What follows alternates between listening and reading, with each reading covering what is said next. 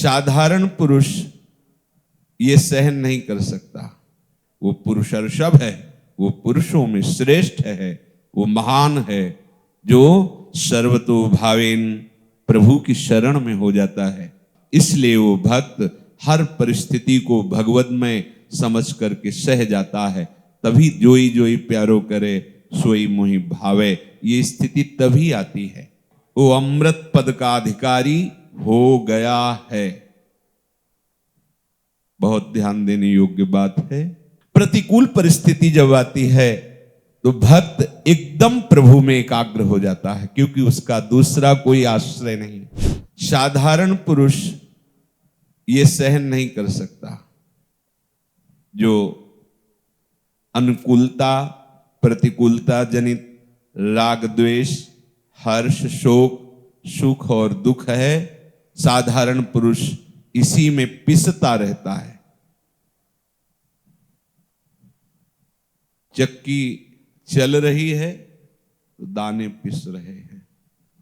चलती चक्की देख के दियो कबीरा रोए, दो पाटन के बीच में साबित बचा न कोई। यही दो पाट हैं, अनुकूलता प्रतिकूलता, हर्ष शोक सुख दुख, जन्म मृत्यु, लाभ हानि, मान अपमान, जय पराजय। ये प्रायः सब इसी में पिसते हैं। चलती चक्की देख के दियो कमाल ठठाए, और रहे सहारे कील के तो बाल न बाका जाए। उसी चक्की में जो दाना कील के समीप पहुंच गया, चाहे जितना चक्की चले उस दाना का कुछ नहीं होने वाला। तो मामेयो ये प्रपद्यन्ते माया मेताम तरन्ति दे। भगवान की जो शरण में हो गया वो साधारण पुरुष नहीं है, वो पुरुषर्षभ है, वो पुरुषों में श्रेष्ठ है, वो महान है, जो सर्वतो भावेन प्रभु की शरण में हो जाता है। प्रभु की शरण में होना बहुत कठिन है। यद्यपि इससे ज्यादा सरल कुछ है ही नहीं, क्योंकि हमारे प्रीतम है, पर कठिनता यही है कि हमने बहुतों को अपना मान रखा है, बहुतों को अपना जीवन मान रखा है, प्रीतम मान रखा है। इसलिए परम प्रीतम प्रभु की शरण में होने में यही बाधा है, जो अन्य भाव अन्य संबंध अन्य विषय अन्य विचार अन्य भाव हैं। हे पुरुषर्षभ, अर्थात पुरुषों में श्रेष्ठ वही है जो भगवान की शरण होकर इस भव समुद्र से निकलना चाहता है। वही सह सकता है। भगवान का जो आश्रित है वो बड़े से बड़े कष्ट को सह सकता है। बड़े से बड़ी अनुकूलता में उसे हर्ष रूपी विकार नहीं होगा, और बड़ी से बड़ी प्रतिकूलता में उसे शोक रूपी विकार नहीं होगा। क्यों? क्योंकि वो प्रभु का विधान मानता है। अनुकूलता प्रतिकूलता में वो नहीं टिकता, वो अनुकूलता प्रतिकूलता के कारण पर पहुंचता है, और सबका परम कारण प्रभु है। वो जब देखता है कि मेरे प्रभु के द्वारा ये अनुकूल या प्रतिकूल विधान किया गया है, और प्रभु के द्वारा किया हुआ विधान परम मंगलमय परम आनंद प्रदान करने वाला होता है, वर्तमान में भले आपको कड़ुआ लगे, परिणाम उसका बड़ा अमृतमय होगा।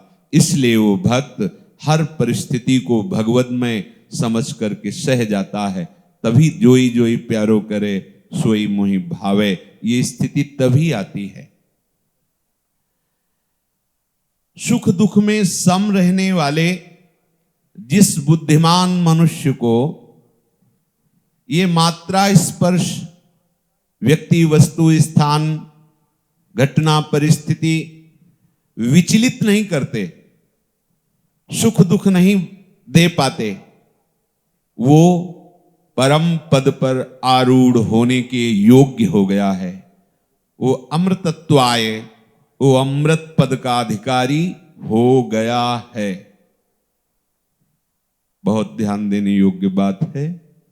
इसी अमृत पद के लिए हर संप्रदाय हर साधना पद्धतियों का वर्णन आचार्य महापुरुषों ने किया है।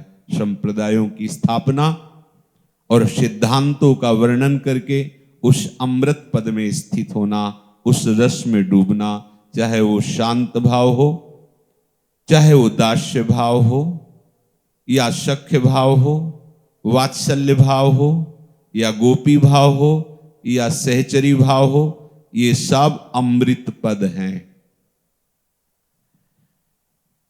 सम दुख सुखा धीरम, धीर मनुष्य सुख दुख में समान भाव रखता है। हमें धैर्य धारण ही करना पड़ेगा।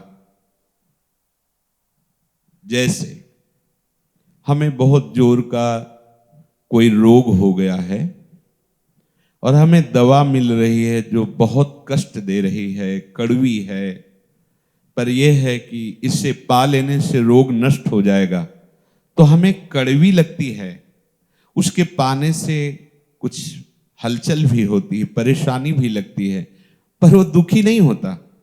ध्यान देना, कड़वा लगता है पर वो दुखी नहीं होता, क्योंकि उसके मूल में ये उद्देश्य है कि ये दवा हमें रोग से मुक्त कर देगी।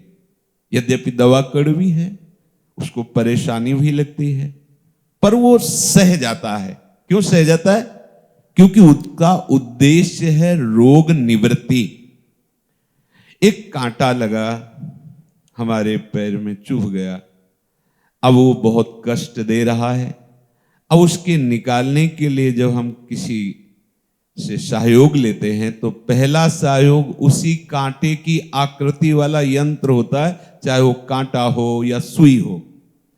अब हमारी त्वचा को वैसे ही बेधा जाएगा जैसे कांटा लगा था, पर हमें कष्ट होता है पर दुख नहीं होता, उसकी व्यथा नहीं होती, वो विचलित नहीं हो जाता। हिम्मत करता है, कष्ट आह करता है, पर उसको रोकता नहीं, उससे द्वेष नहीं करता कांटा निकालने वाले से कि तू मुझे पीड़ा पहुंचा रहा है, द्वेष नहीं करता, दुखी नहीं होता। कष्ट का अनुभव होता है, पर उसका उद्देश्य है कि ये बराबर कष्ट देने वाला कांटा निकल जाए, इसलिए मैं इस कष्ट को सह जाता हूं। समझ रहे? ऐसे ही हमारे सामने कोई अच्छी परिस्थिति पैदा करता है, अनुकूल या बुरी परिस्थिति, प्रतिकूल, चाहे वो वस्तु हो या व्यक्ति हो या कोई घटना हो या कोई परिस्थिति हो। हमारा उद्देश्य है संसार से मुक्त होकर भगवत प्रेम में उन्मत्त होना।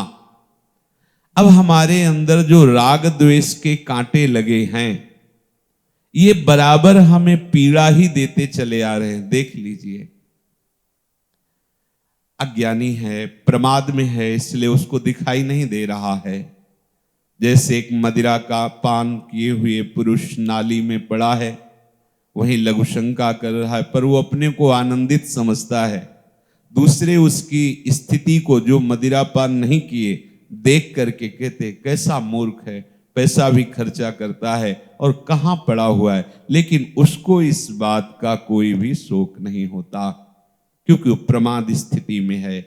ऐसे ही जो प्रमाद स्थिति में साधारण जन है, वो प्रायः इसी राग द्वेष, अनुकूलता प्रतिकूलता, सुख दुख में ही जीते हैं।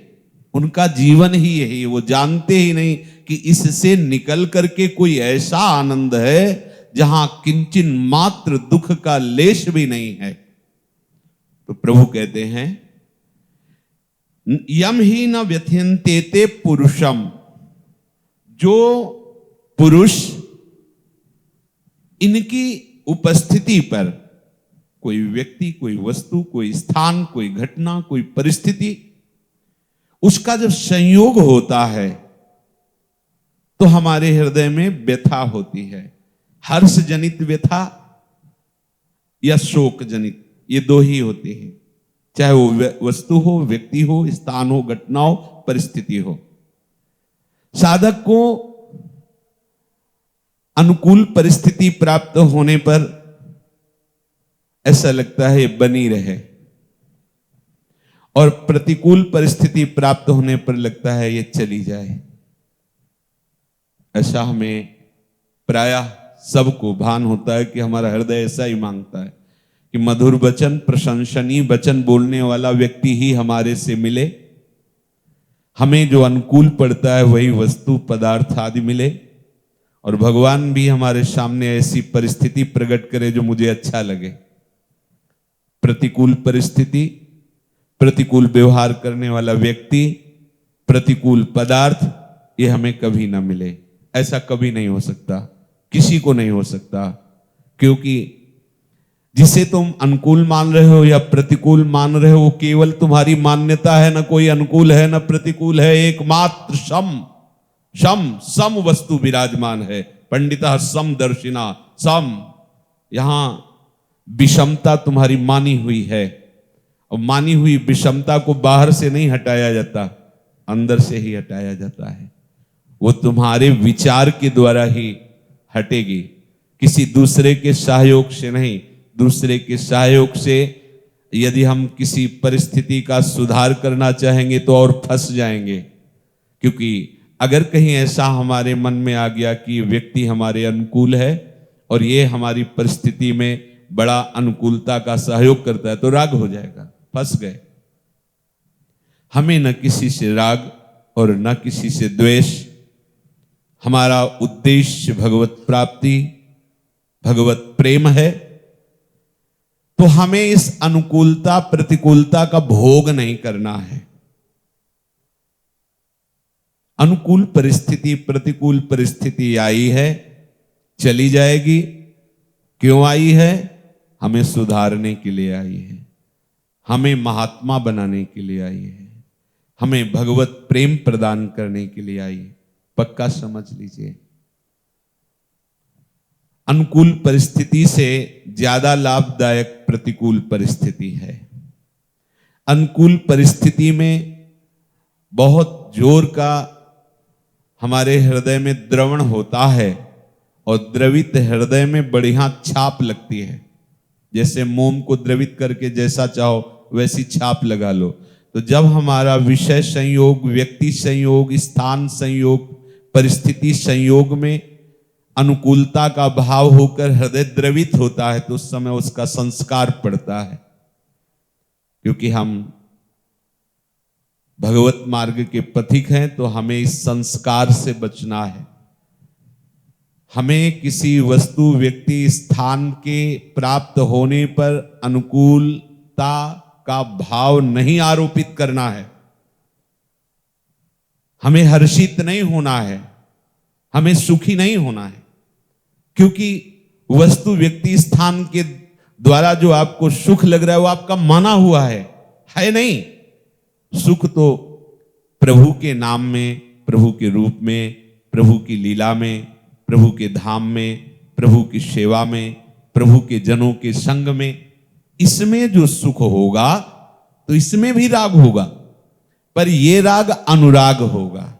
जैसे भगवान कपिल देव जी महाराज माता देवहूति जी को कहते हैं कि हे मां, संसार में जो आसक्ति की जाती है वही बंधन का कारण होता है, और जो संत महापुरुषों से आसक्ति की जाती है वो मोक्ष का खुला हुआ द्वार है। तो लौकिक जितनी भी अनुकूलता आपने मानी है वो केवल आपकी मानी हुई है, क्योंकि भगवान के वचन कभी झूठे नहीं हो सकते।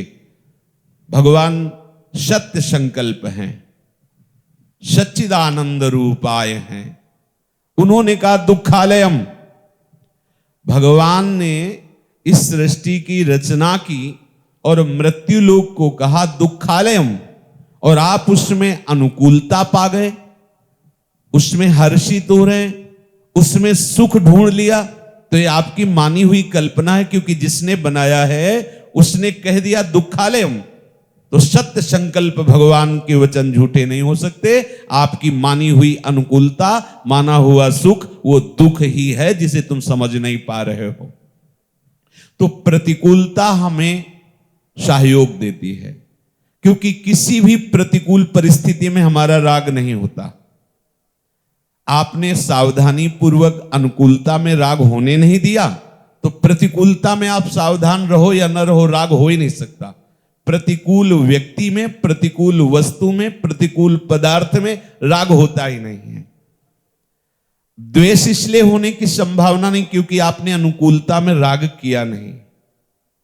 प्रतिकूल परिस्थिति जब आती है तो भक्त एकदम प्रभु में एकाग्र हो जाता है, क्योंकि उसका दूसरा कोई आश्रय नहीं। जहां प्रतिकूल परिस्थिति आती है, जैसे छोटा सा बालक घुटनों के बल चलते हुए घर के बाहर खेलने के उद्देश्य से आता है, और जब उसको कोई भी भय प्रदान करने वाला सामने दृश्य, वस्तु, स्थान, व्यक्ति आदि उसके बोध में आता है कि इससे भय होगा, तो भाग के मां की गोद में चढ़ने के लिए घर की तरफ भागता है। ऐसे ही खेलने के लिए हम इस संसार में आए, अब हमें बहुत से भय व्याप रहे हैं, हमको अपनी वात्सल्य समुद्र मां की तरफ भागना है। हमारे प्रभु तुमेव माता च पिता तुमेव, तुमेव बंधुश्च सखा तुमेव, तुमेव विद्या द्रविणं तुमेव, तुमेव सर्वम मम देव देव, मेरे वो सब कुछ है। सगे सने संबंधी, संपत्ति, सुख, महान लाभ, ये सब मेरे प्रभु है। तो जो अनुकूल या प्रतिकूल परिस्थिति का भोग करता है उसमें संस्कार बन जाते हैं। परिस्थिति तो कुछ समय में चली गई, व्यक्ति चला गया, वस्तु चली गई, घटना चली गई, क्योंकि ये स्थायी नहीं, पर वो जो संस्कार पड़ गए वो स्थायी हो जाते हैं। ये बड़ी सूक्ष्म बात है। हमारा जो भजन बाधित हो रहा है वो इन संस्कारों से बाधित हो रहा है। तो चलो अब नए संस्कार हमें नहीं बनने देना है। सुख दुख के, अनुकूलता प्रतिकूलता के नए संस्कार नहीं बनने देना। देखो हमारी कैसी छोटी धरा है। हम जहां बैठते हैं वहां दूसरा व्यक्ति बैठ गया कि सत्संग में, तो हमारी भौं चढ़ जाती है। देखो हमारी स्थिति कहां है। ये हम पुरुषों में श्रेष्ठ मार्ग के पद पर चलने वाले उपासक कहां हैं। किसी ने हम जरा सा धक्का लग गया है, जान के या अनजान में, तो हम उस पर क्रोधित होते हैं। ये हमारी जगह, हम यहां रोज बैठते थे, अनुकूलता हमें मिलती है इसलिए वहां राग हो गया, और हम जो उस अनुकूलता को बाधा पहुंचाए, द्वेष हो गया। छोटी छोटी क्रियाओं में हम राग द्वेष कर रहे हैं, फिर बड़ी बात को हम कैसे समझेंगे। इसलिए बहुत सावधान। आप भगवत मार्ग के उपासक हैं, आप छोटे छोटे शब्दों में, क्रियाओं में, पदार्थों में झट से राग कर लेते हैं। आपको रसेंद्री के अनुकूल वस्तु मिली, आज ये बहुत चटपटा, बहुत मीठा, बहुत अनुकूल, तो आपको बड़ाई करके उसकी नहीं पाना है। आहा जी, ऐसा नहीं बोलना है, ठीक है। प्रभु का प्रसाद है। वस्तु का राग पूर्वक भोग करना, सुखद लगना, ये आपके लिए नया संस्कार बन रहा है। यम ही न व्यथ्यन्ते थे, हमारे अंदर वेग आते हैं, जैसे रसेंद्री का वेग। आज अमुक पदार्थ पाते हैं, आज ये मिलता तो यार अच्छा होता, आज चलो ये, अब ये वेग आया। जो ज्ञान मार्ग के पथिक होते हैं वो विवेक के द्वारा इस वेग का शमन कर लेते हैं कि ये रसेंद्री की मांग है, नहीं देंगे, और उल्टा भी इसके चल देते हैं। वो मांग रहा है कि ऐसा ऐसा, तो बिल्कुल उसके उल्टा, आज व्रत रहेंगे, कुछ नहीं पाएंगे। जो ज्ञानी जन है, भक्तजन इसे बहुत ही सरस कर देते हैं। क्या? अच्छा ये पदार्थ पाना है, तो जो विरक्त है वो अपने उस वेग का समन करते हैं ऐसे कि देखो अगर भगवान की इच्छा होगी तो प्रसाद रूप में मिल जाएगा। अगर आपके पास सुविधा है और आप वो भोग बना सकते हैं जो आपकी रसेंद्री के वेग में आया है, तो आप उस भोग को बनाकर श्री जी को पवाइए। श्री जी को पवा करके अगर कोई और पाने वाला नहीं है तो थोड़ा सा पाइए और शेष जो है गाय को, यहाँ के परम पावन पशु पक्षियों को दे दिया, बिल्कुल रसेंद्री का वेग समन हो जाएगा, बिल्कुल शांत हो जाएगा। और ये आता है वेग। एक बार हमने सत्संग में बताया था कि नित्य परिक्रमा करके और गुरुदेव भगवान की सेवा के बाद फिर निधिवन सेवा कुंज से ठाकुर जी के दर्शन करते हुए तो 9:30-10 के लगभग बांके पेड़े वाले के सामने से निकलना होता, बीच से। तो वहां गरम गरम वो इमरती निकल रही थी, दृष्टि गई, बन वहां रही, स्वाद यहाँ गया रसेंद्री में। लगा कि पैसे होते तो खरीद लेते। संकल्प बना। ये सब घंटों में नहीं होता, सेकंडों में होता। जो ही संकल्प बना, सामने एक ब्रजवासी प्रणाम किया, 50 रुपया दिए। अब कहा नहीं बाबा। 10 कदम आगे निकल चुके थे, लौटे, इमरती ली, और जब चले तो बहुत जलन हुई। संकल्प बना, पैसा मिला, इमरती ली। अब इमरती तो जाके रख दी। फिर गुरुदेव भगवान के पास गए। वह महाराज जी, ये ऐसी हमारे अंदर वृत्ति आई और ये विधान बना, कैसे छोड़ा जा सकता है? मीठा से राग है, तो जहां कहीं दिखाई देता है मीठा पदार्थ तो महाराज जी ने कहा कोई बात नहीं, ये रहता है। पूज्य राधा बाबा के जीवन चरित्र में वो उन्होंने कहा कि कहीं ऐसा कोई न समझे कि जैसे मीठे पे राग है तो उसको ब्रह्मबोध नहीं हुआ है, भगवत प्राप्ति नहीं हुई। नहीं तो मीठे के क्या, रसना के जितने स्वाद सब फीके पड़ जाते हैं। तो उन्होंने अपने जीवन की बात बताई कि भाई जी से पूछा कि सब समझ में आ रहा है, पर जब मीठा सामने आता है तो पाने की इच्छा हो जाती है। तो वहां बताया कि इसमें पूर्वाभ्यास और शरीर में उसकी मांग। तो अगर स्वाभाविक आकाश वृत्ति से, भगवत प्रसाद से मिल जाता है तो उसमें हर्षित ना हो के पा लेना कोई दोष नहीं है। महाराज जी ने कहा कि तो वो जो इमरती लाए हो भोग लगा के थोड़ा किनका लेना, बकाया सब बांट देना, ना बांटना हो तो यमुना जी में पधरा देना, पाना मत। ये अगर आप पा रहे हैं तो उसमें बार बार अंदर चलाइए कि प्रियाजू का प्रसाद है, प्रियाजू ने पाया है, प्रियाजू का उच्छिष्ट इसमें मिला। पदार्थ की सुखद बुद्धि होने न पावे। रसेंद्री के वेग को सहने के लिए अपने पास बहुत अच्छा उपाय है, श्री प्रियालाल को अर्पित करना, अर्पित करके थोड़ा पाना और शेष बांटना, और उसमें भी प्रियाजू के प्रसाद की भावना। प्रसाद तो हुआ ही, अगर आपने सीधे पदार्थ का भोग किया तो नवीन राग संस्कार बन जाएगा। अब हमारी रसेंद्री में जो वेग आता है, समन का भाव मिला, वो यही मुख में एक और इंद्री है जिसे कर्मेंद्री कहते हैं, वाक इंद्री।